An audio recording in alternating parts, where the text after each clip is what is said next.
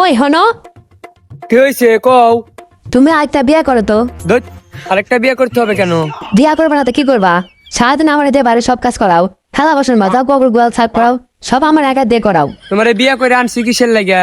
বইয়েরাই তো সব এই কাজগুলা করে।